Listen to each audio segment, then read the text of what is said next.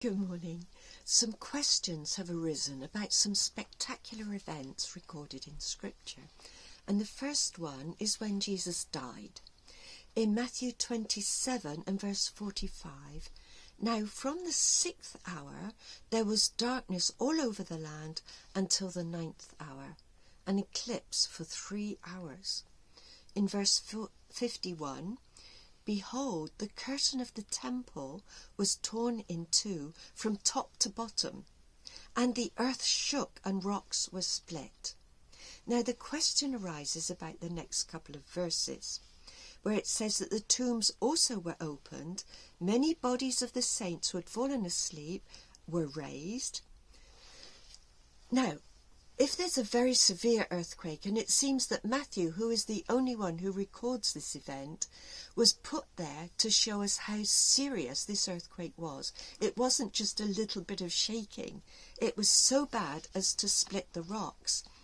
Now, the dead were put into caves, not into the ground. So if the rocks were split, then their bodies would have been exposed.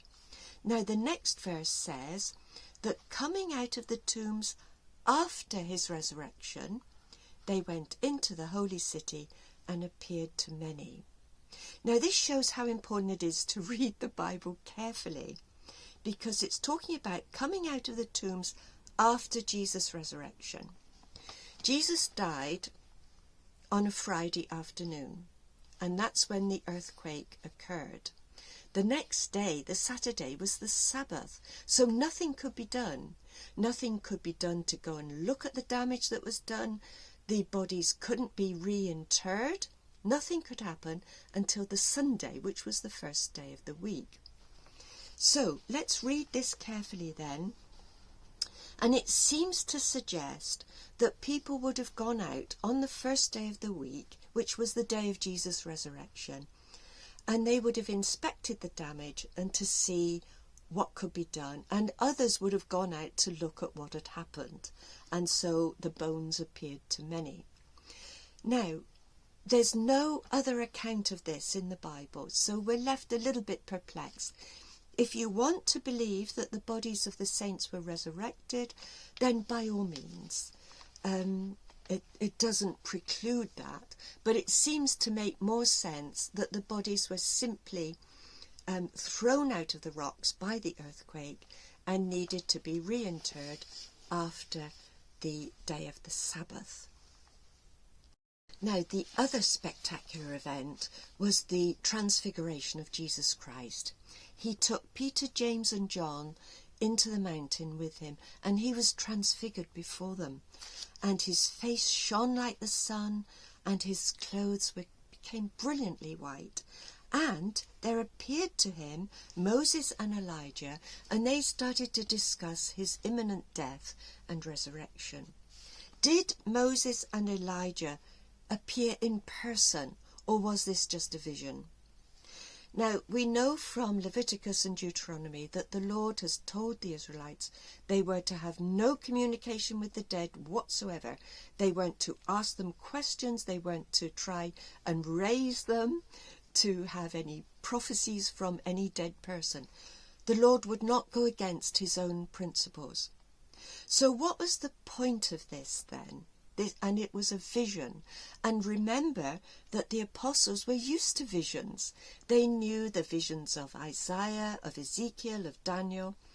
They were used for two purposes, one to make prophecy, and the other was to explain to us the glory of God, which is difficult for us to understand, even though we can see the sun, but the sun is small compared to the glory of God.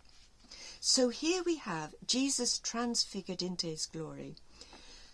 The appearance of Moses and Elijah seemed to indicate that the prophecies that they made, especially from Genesis and so on, were going to be fulfilled. They were mostly fulfilled when Jesus came to earth. Elijah's work was very, very similar to that of Jesus Christ. He fed the hungry when they were having a famine. He resurrected a young lad, and so on. They were prophetic of Jesus Christ, not only coming to earth, but coming in his kingdom. So, when we look at what Peter said about this afterwards, in 2 Peter chapter 1, where he discusses the transfiguration, and he said, he received, this is Jesus, received honour and glory from God the Father, and the voice was borne to him by the majestic glory, "This is my beloved Son, with whom I am well pleased." And we heard this. They heard the voice in the mountain because they were with Jesus when it happened. He says, this is the point of it. We have the prophetic word more fully confirmed. They were about to lose Jesus Christ into Jesus' death. They lost their leader. They would be rudderless for a while, not knowing what to do. But the transfiguration would give them confidence that Jesus was going to receive his kingdom in glory.